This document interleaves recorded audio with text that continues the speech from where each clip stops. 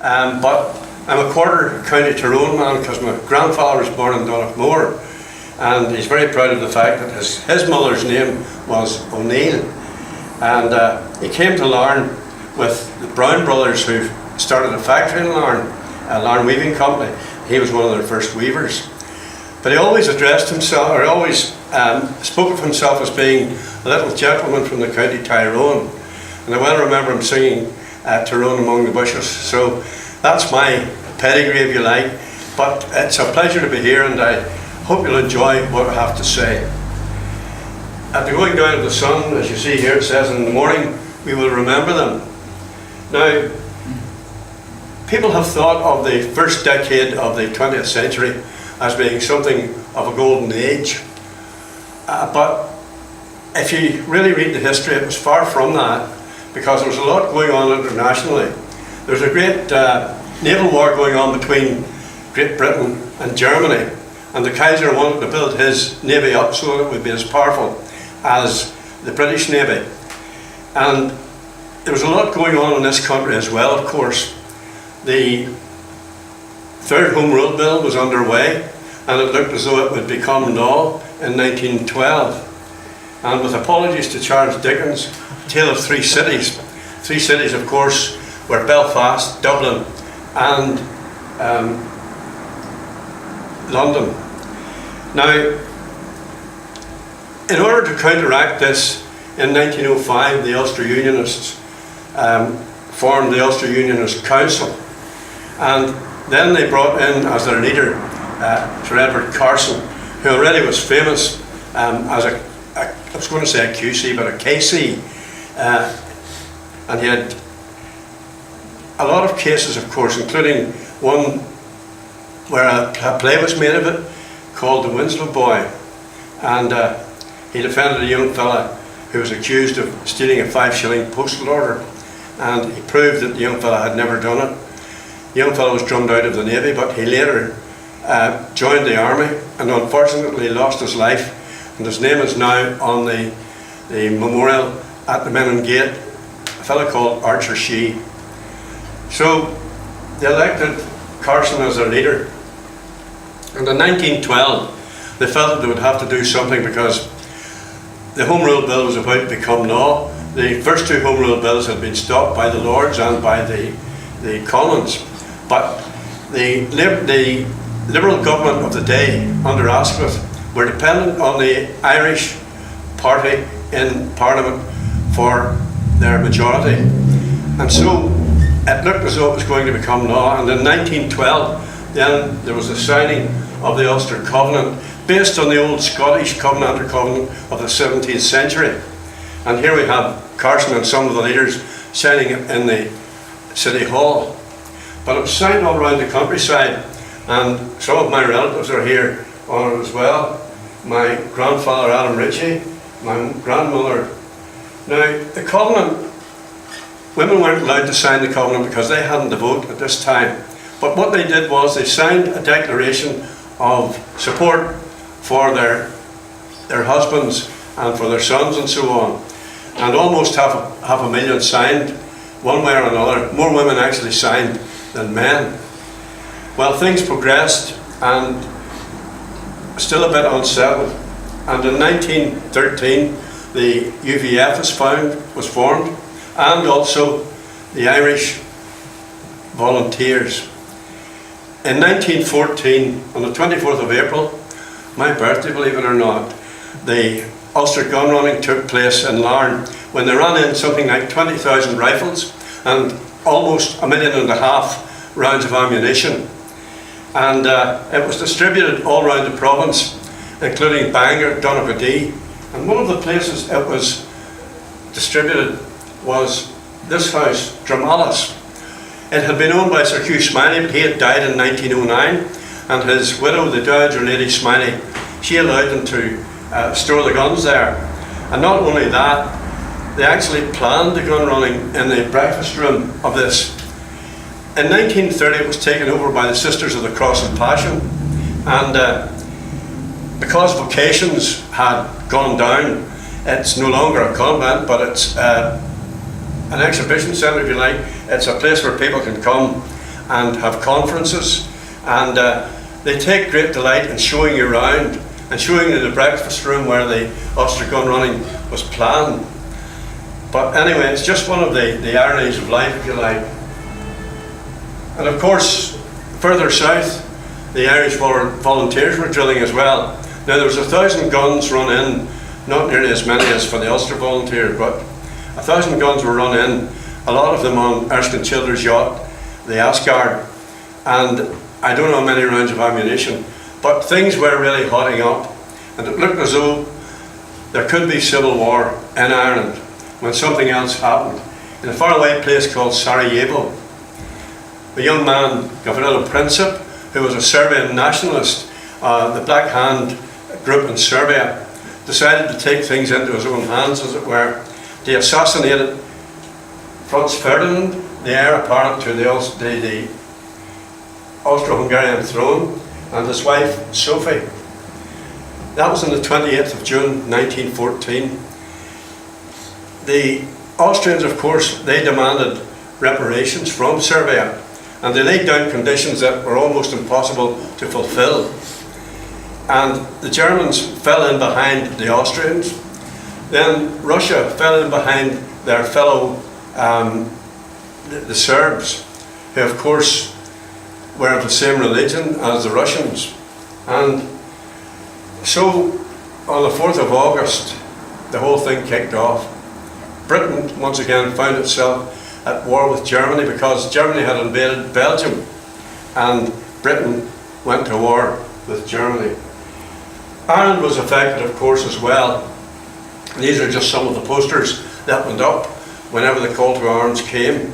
And you'll see this one in particular here. Just keep that in mind because we'll be talking about that later on. Remember Belgium.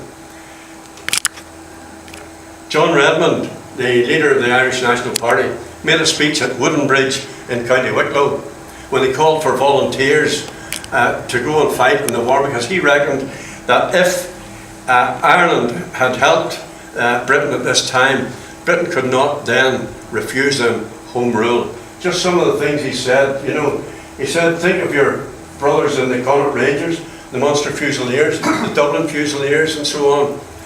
Go and fight for Ireland.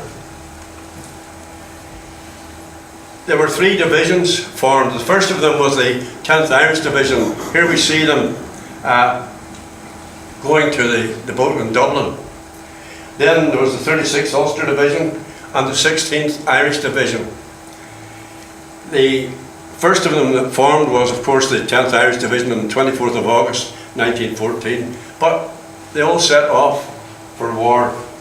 Not everybody agreed, of course, and this man, who was born not too far from Larne, Owen MacNeill, he was the leader of the Irish Volunteers at this time, and after Redmond made his speech, they became the Irish National Volunteers, and MacNeill and his organisers, they called themselves the Irish Volunteers. This man, James Connolly, I have a lot of time for James Connolly because in 1913 he came to Larne.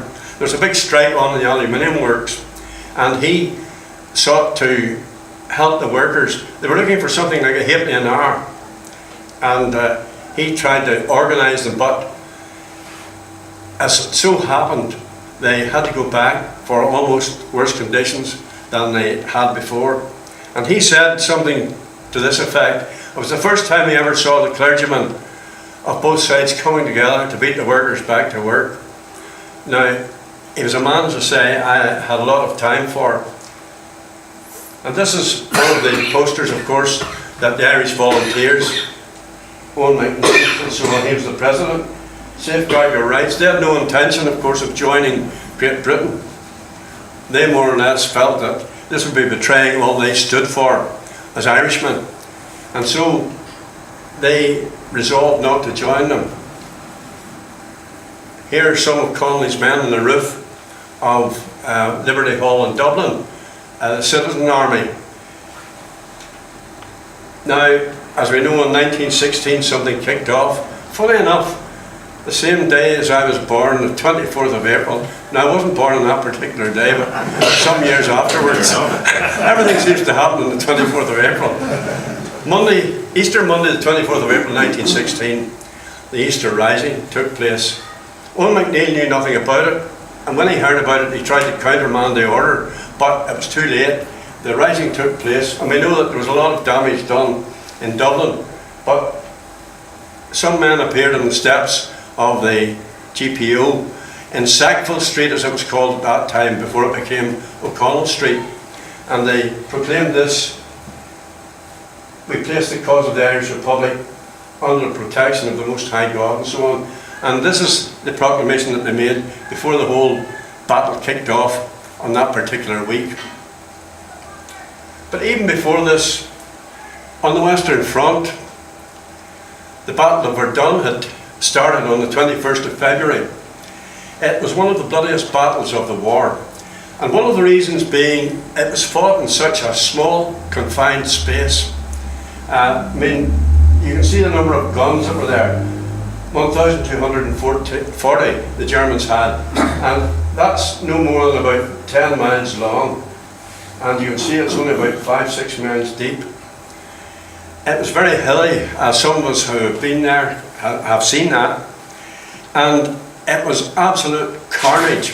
I mean, so many were slaughtered on each side, and I'll show you the figures just in a moment or two. The French were getting it tight, and so they asked the British, could they possibly bring forward the offensive on the Somme, which was already planned. And the British agreed to bring their offensive forward, and so they brought it forward until the 1st of July 1916. These are the casualties that were done. You can see they're quite horrendous. And in fact, when you go there today, there's a great ossuary, and in that ossuary there are 45 rooms containing bones of Germans and French all together. They couldn't maybe agree on life, but they're there in death together. And when you look through the little windows, you can see these bones. And I've had the privilege of conducting a service in the chapel there at Burnavon, the big ossuary. Terrible when you see it. But anyway, they brought forward the offensive on the Somme to relieve the pressure on the French, and this was the portion that was covered by the 36th Ulster Division. Either side of the River Ancre, and you can see it was pretty marshy there, and on the 1st of July there had been a great barrage for a week when something like 1.5 million shells were fired at the German lines, and the officers assured the men, you'll just have to walk over and it'll be okay. The Germans won't even be there to oppose you. But of course, due to a number of circumstances, including the wrong shells, a lot of the wire wasn't cut.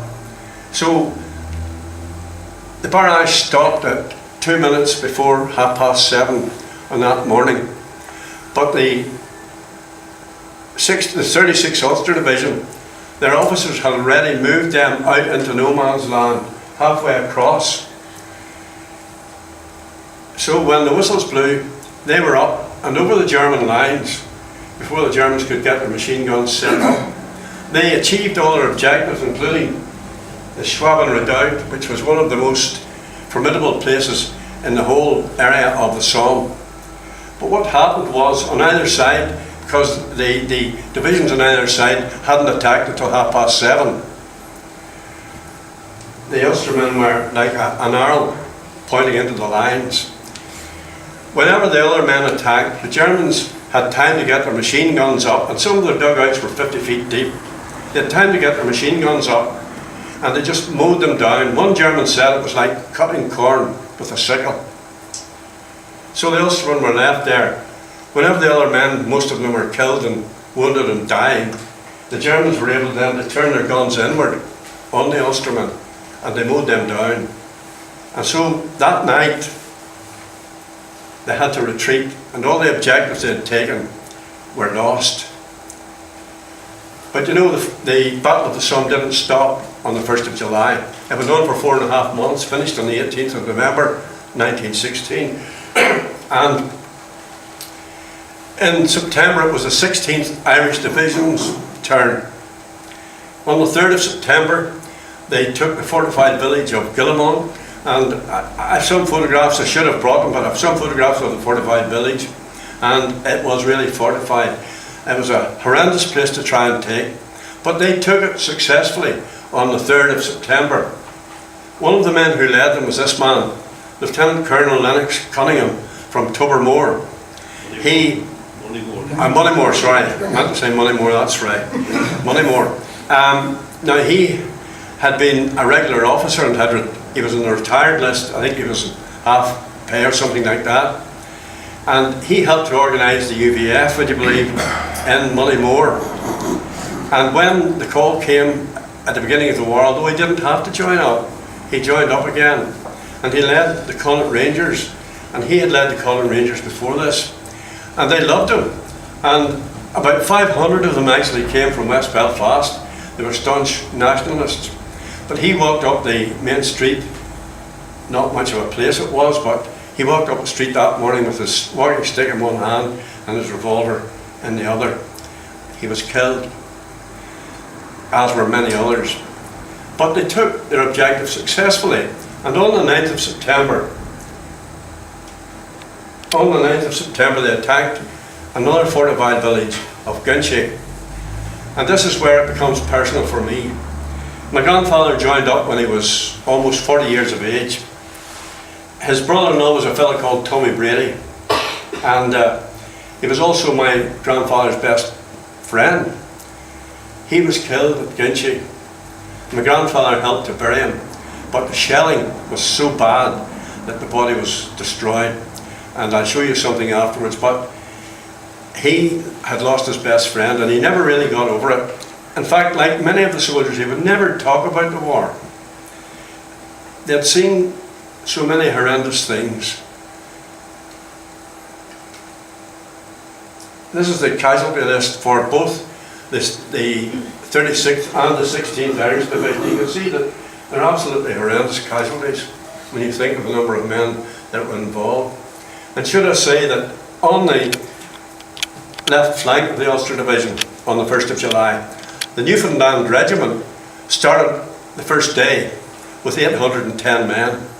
And the next morning, when the roll call was called, there were only 61 men answered the roll call. So that is the extent of the carnage that these men had to face. Worse was to come. Ypres and Passchendaele, just another name really for the Third Battle of Ypres, but it was an awful place to be. Not always because of the shelling and so on, but because of the conditions. And indeed, Willie Robertson, who was the chief of the Imperial General Staff, when he went to visit them and he looked at the conditions, he said, "Did we really send men to fight in conditions like these?" Now, one of the reasons was, whenever the Germans invaded Belgium, the Belgians opened a lot of sluice gates and flooded the place, hoping to stop the Germans. And that, allied with the fact that the water table was very, very high, made for awful conditions. And one of the things that the men feared most was actually slipping off one of these duck boards here and falling into a shell hole with perhaps 60 pounds weight on their back.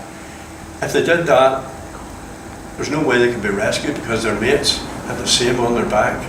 So this was one of the things that they feared most.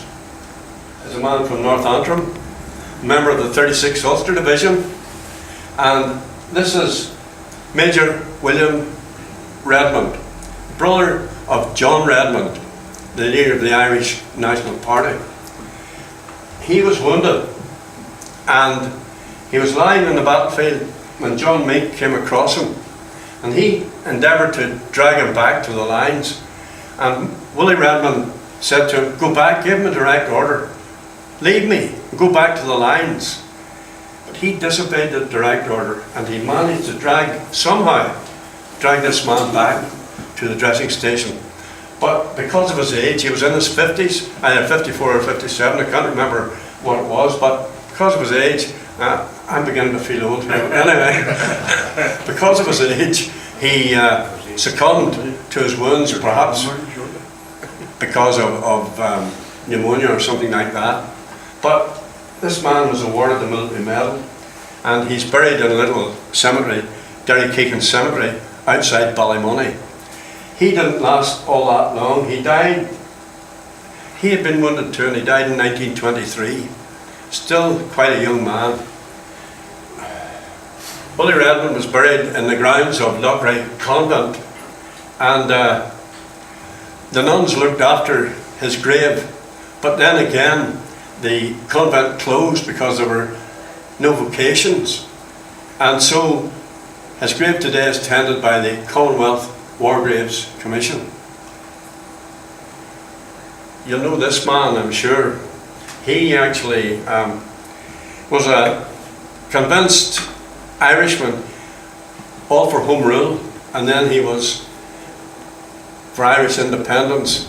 And he sang a song like this: keep the home fires burning, though your hearts are yearning.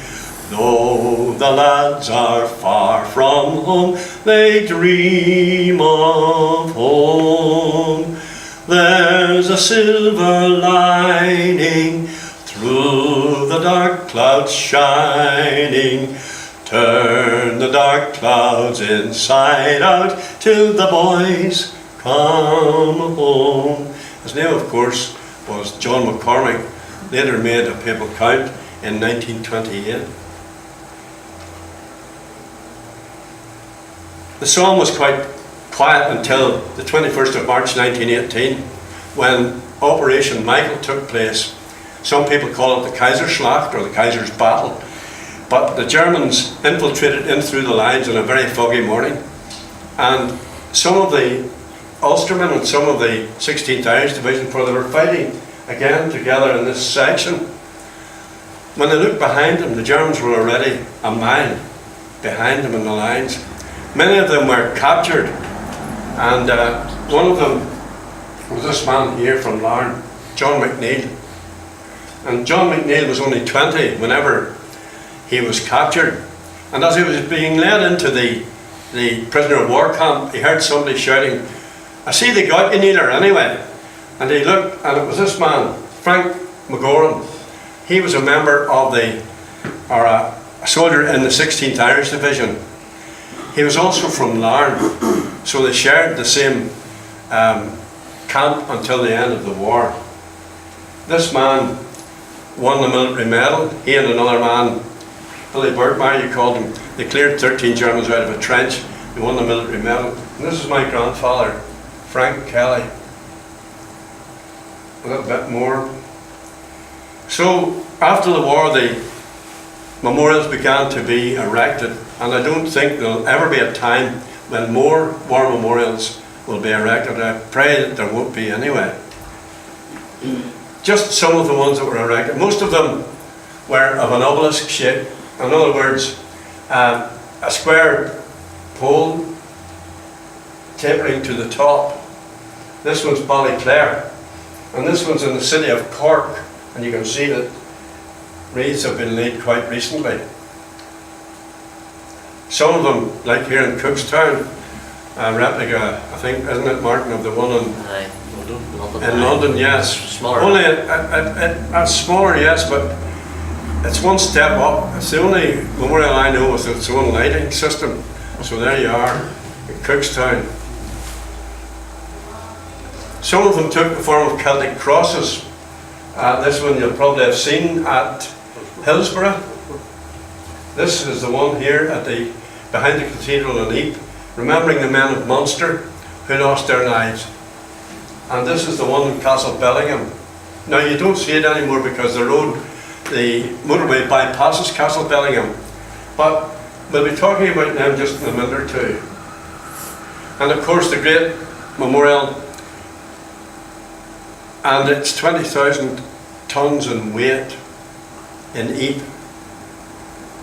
You know, when you go here, it really sobers you, the Menin Gate, because there are 54 or 55,000 names on that gate of men with no known grave. And when you go here, not too far away from me, This is the biggest Commonwealth War Grave cemetery in the world. There are something like 11,000 graves. Many of them are unknown, and it just says on them, known unto God. Around the walls there are 45,000 names of men with no known grave. They were the later names they couldn't put onto the Menard Gate. And one of them is this man here, Father William Doyle, MC. And he sought to give succour to the men, no matter what their religious persuasion was on the battlefield. And he won the MC. Some people think he should have had the VC, but anyway, a brave man. And incidentally, some people think that a lot of the chaplains carried behind the lines. Well, I've been in the chaplaincy centre in Amport in Hampshire, and on the walls there are the names of more than 170 chaplains who have lost their lives trying to bring succour to the men on the battlefield. Some of the memorials, more unusual ones, some you may recognise. This is the one that was on Lansdowne Road in Dublin, now on the Aviva Stadium. And the other one, of course, is the one in the Kingspan Stadium in Belfast. Practically the whole of the Irish rugby team joined up. Many of them lost their lives. The great memorials on the Somme itself, the first one to be built, of course, was the Ulster Tower in 1922.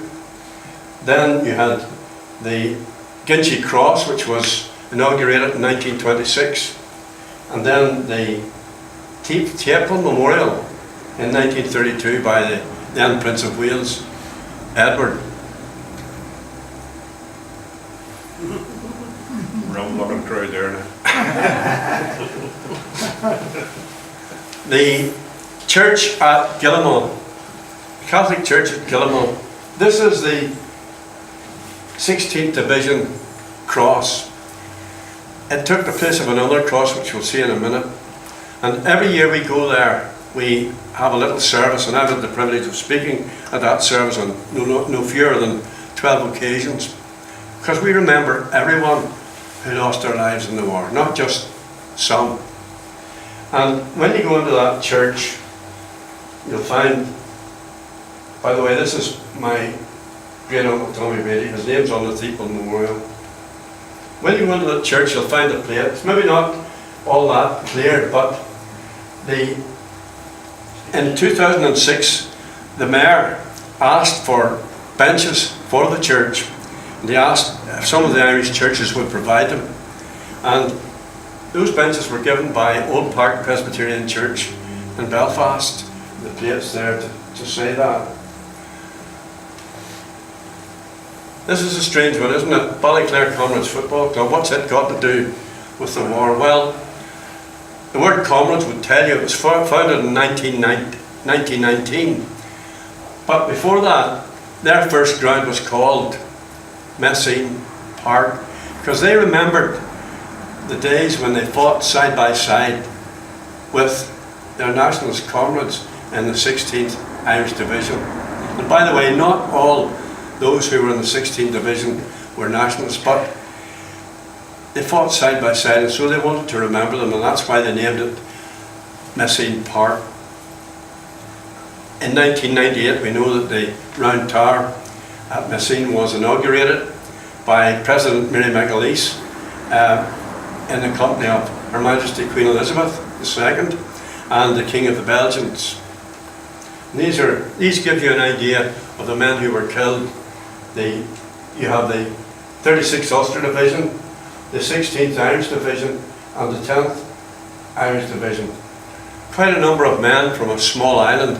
And remember that the population then, I don't know why it was as great as it is now, but still a lot of men. The great window in the Guildhall in Derry Stroke, Londonderry, the 36th Ulster Division, the 10th and the 16th Irish Divisions. Why did they die? Well, there are a lot of reasons actually. And some of the memorials, like this one in Larne, it just says in grateful memory of the men from Larne who fell in the Great War 1914-1918. And again in Cookstown here, the men who died gave their lives for freedom. But when you come to Ballyclare, it's different. It says they gave their lives for king and country. Now, not all of them would have given their lives for king and country, but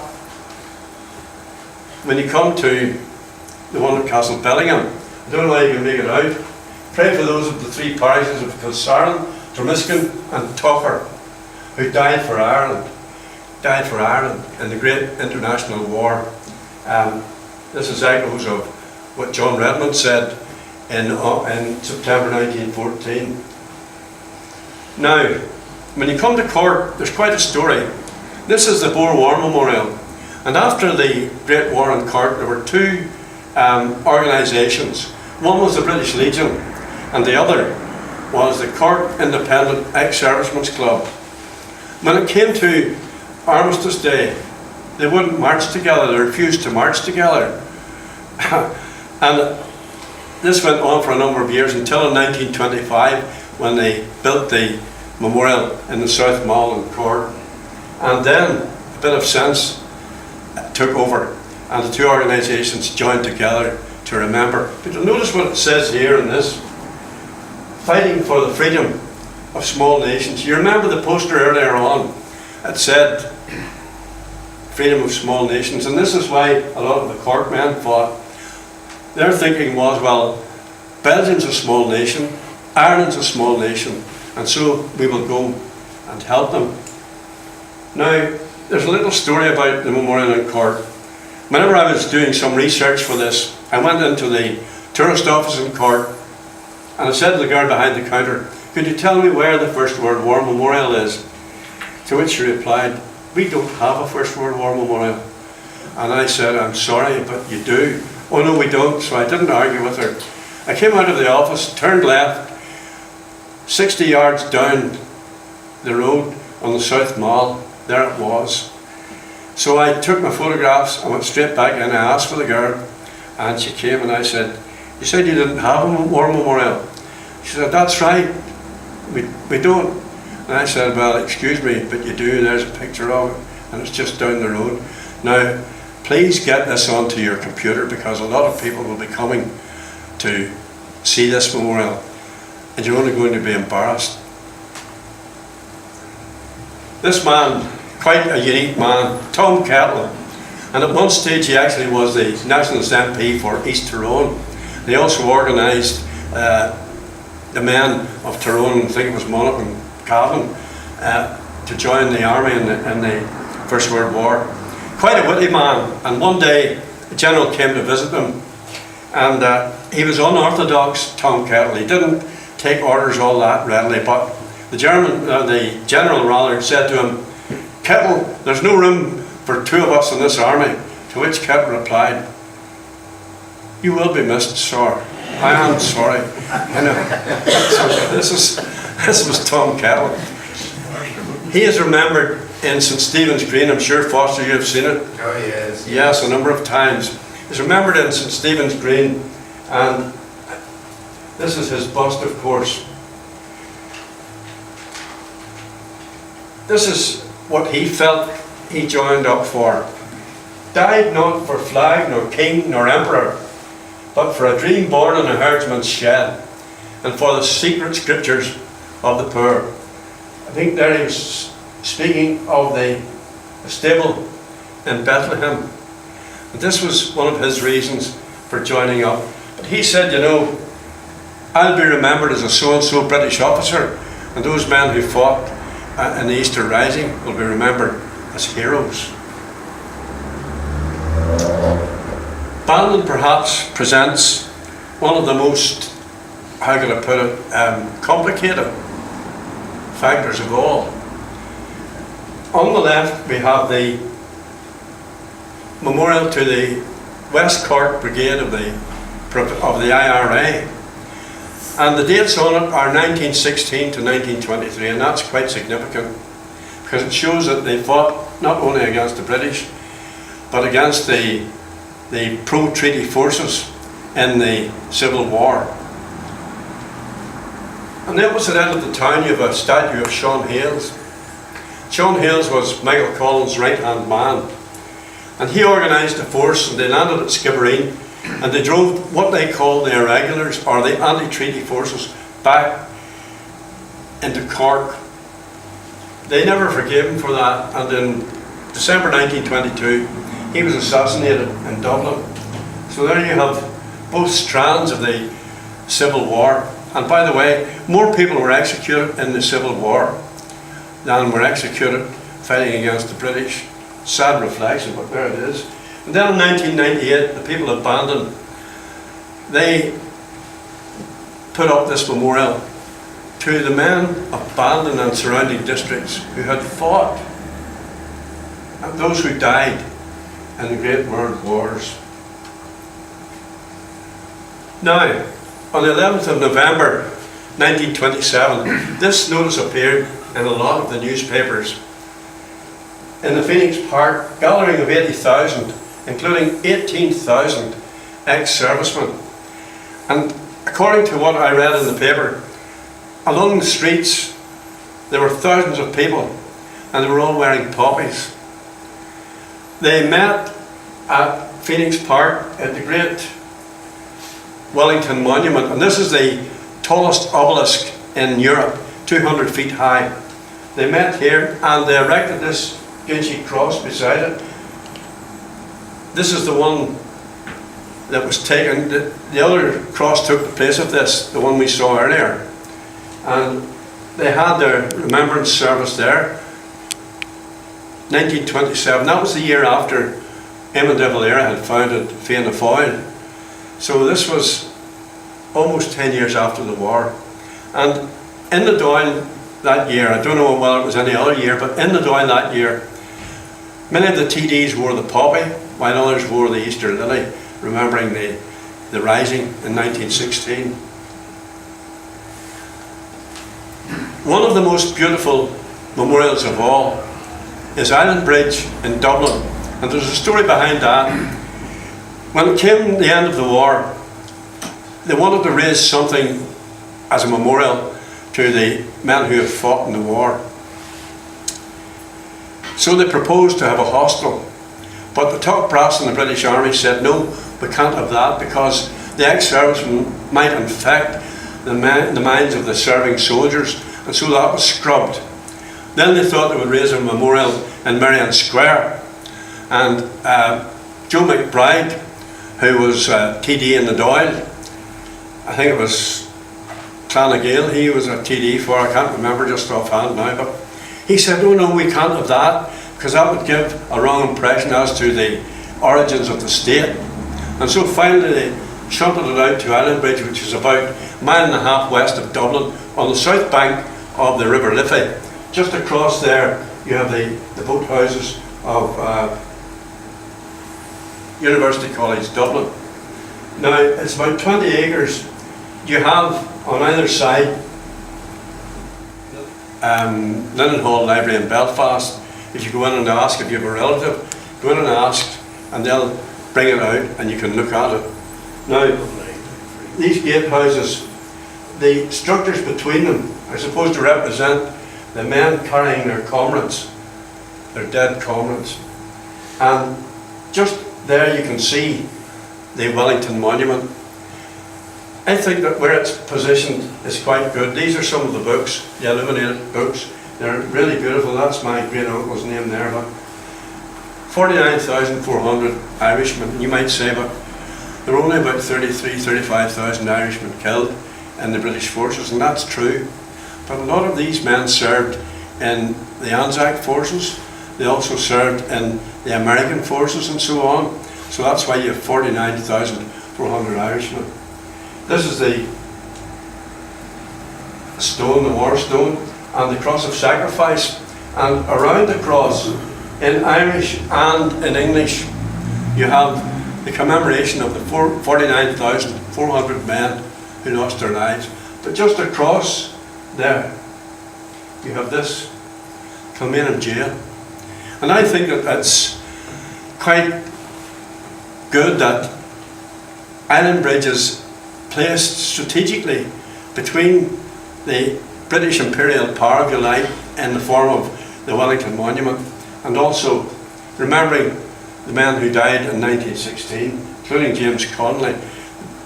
A lot of them were executed here, and that's really what turned the Dublin population and the population of Ireland in general against the British, because of the executions.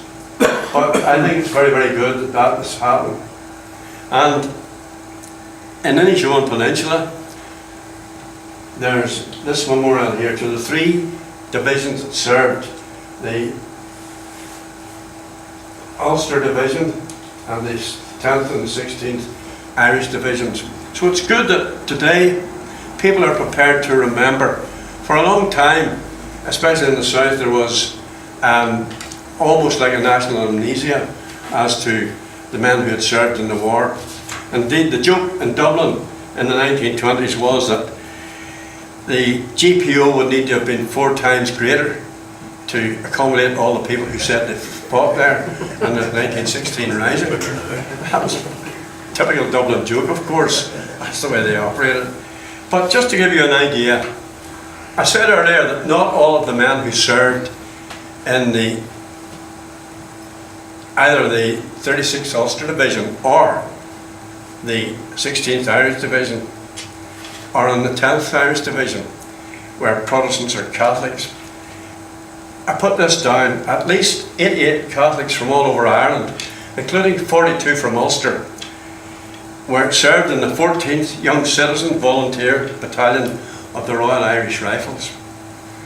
And we were in a tour in Belfast just recently. We visited Campbell College, we visited the City Cemetery, we also visited Short Strand, and there we learned that there were 2 brothers from Short Strand, Catholics, named Rooney, and only one returned home.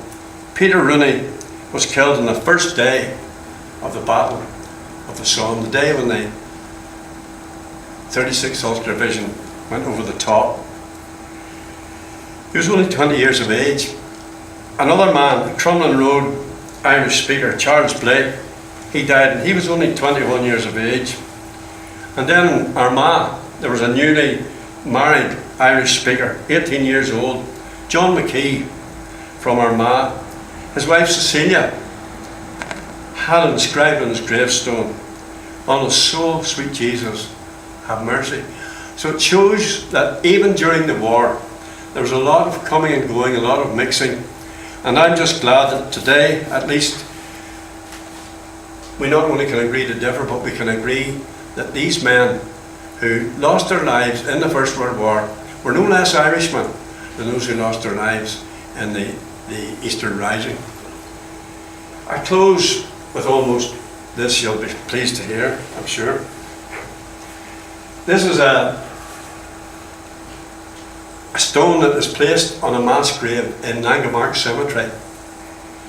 Now, Langemarck Cemetery is the biggest German cemetery in Belgium, and when you go in, you have this, it's a grave, and it contains no less than 24,000 young Germans.